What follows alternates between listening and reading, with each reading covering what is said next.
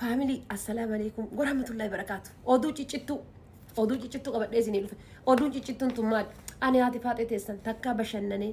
takka namni ispoonsara narraa ta'ee biyyoota garagaraa irra deemee bakka garagaraa irra deemee socho'ee bashannanee hin beeku jechuudha amma rabbiin jechuudha rabbii waan dhiqoora sii dabarsaa gadaa istiidiyoo yookaan ammoo gadaa reestooraantii rabbiin sababaa naa godhuudhaan jechuudha Dubaayitti jechuudha gaafa guyyaa 18 eebba gadaa reestooraantii irratti arka argamuuf na affeeree jira ana bicha miti namoonni biraallee jiran meebi hanga doktoraallee yoo haalli mijatu dhabeef malee jechuudha gatii kana ta'eefi gaafa guyyaa 18 hinafamuu hinafina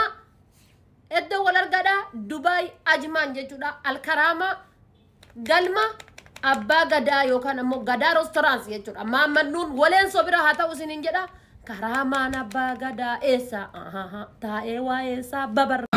ورابا عليك الله ورابا بابا ورابا ورابا ورابا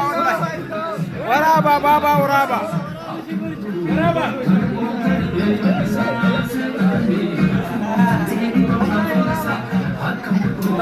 يا سافر كوبريبرا كم تشوفان فيها كنا كلو غدا ريستورانتي كوبري كنا كوبري let's go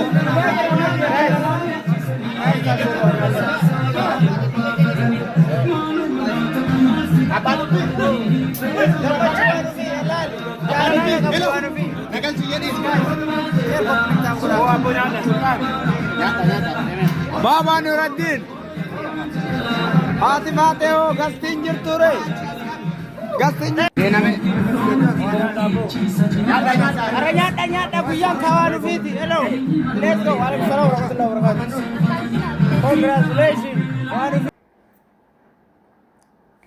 jaalatamtoota fi kabajamtoota hordoftoota fayyiseetu kan taatan hunduma keessanii bakka jirtanitti nageenyi koo kan jaalalaa isin biraa haa ga'u isiniin jecha viidiyoo biraa qabadhe isiniif dhiyaadhe jira hanga dhuma viidiyoo kiyyaatitti na wajjin turaadha viidiyoo kana share like gochuudhaan namoota hedduu biraan gahaadha egaa viidiyoon ani har'a isiniif qabadhe isiniif dhiyaadhe jalqaba akkuma argitanitti egaa Dubaay keessatti gadaa reestooraantii kan jedhamu yeroo ammaa tajaajila baay'ee kan kennaa jiru akkasumas abbaa qabeenyaa ta'ee kan beekamaa jiru akkasumas chaalenjii adda addaa kan namootaaf kennaa jiru gadaa reestooraantii Dubaay keessatti kan ta'edha. Egaa gadaa reestooraantii kun jechuudha waan baay'ee hojjetee jira. Dhugaa dubbachuudhaaf maamiltoonni biyyoota adda addaatirraa karaa Dubaay deeman Dubaay keessa osoo hin ta'in Abashaa kana naannoo Itoophiyaa gadaa kana keessatti kan iddoon itti visit ta'anii akkasumas namoonni biyyoota adda addaatirraa deemanii hanga daawwatanitti abbaa qabeenyaa ta'uudhaan Dubaay keessatti gadaa restooraan kan jedhu mana nyaataa aadaa adda addaa kan qabu Dubaay keessatti beekamaa kan ta'e yeroo ammaa kana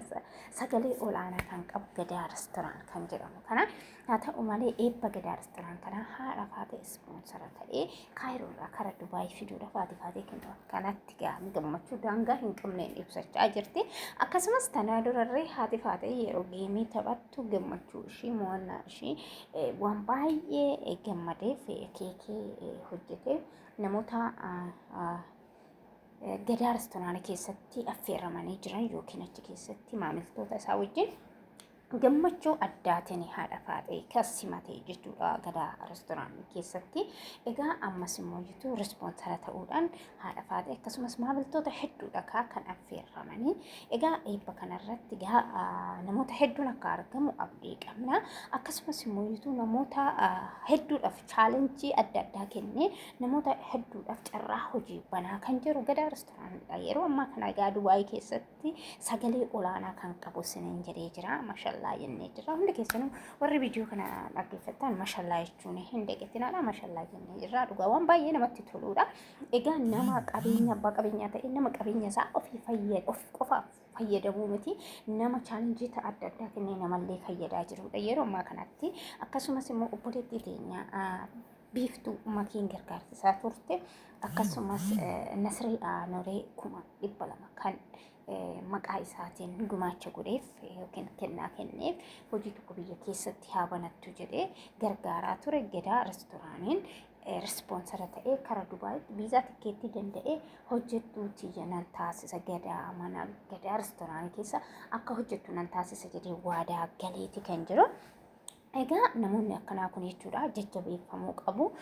Namni kun nama ofii bichaa osoo hin ta'in biyyallee guddisaa jirudha. Akkasumas Dubaay keessatti namoonni akka Dubaayitti jechuudha nyaatawwan Itoophiyaa keessa jiran hundi kan argamu Gadaa Restoraantii keessatti akkasumas buna iddoon isaatillee iddoo baay'ee nama hawwatu iddoo bashannanaaf number 1 ta'edha. Egaa hundi keessan jechuudha viidiyoo kana share like gochanii namoota hedduu biraan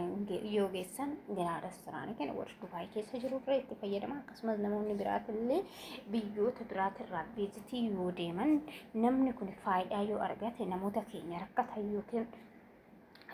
miidhaan tokko irra gahee chaalenjii adda addaatiin kennee gargaara waan ta'eef namicha kana jechuudha jabeeffachuu nurraa barbaachisa. Kanaafuu hundumti keessanuu share like gochuudhaan Gadaa Restoraantii eebbasaa irratti warroonni Dubaay keessa jiran hundillee akka argaman akkasumas biyyoota biraatirraa akka irratti argaman abdii guutuu qaba.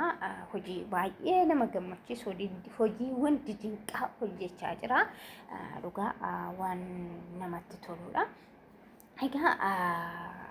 waan baay'ee namatti toludha. Namoonni akkanaa kun jajjabeeffamuu qabu. Namni jajjabaan akkanaa kun jajjabeeffamuu qabu. Kanaafuu hundumti keessanuu Gadaa Restoraantii follow like gochuudhaan akkasumas maatii isaa ta'uudhaan share like gochuudhaan namoota hedduu biraan akka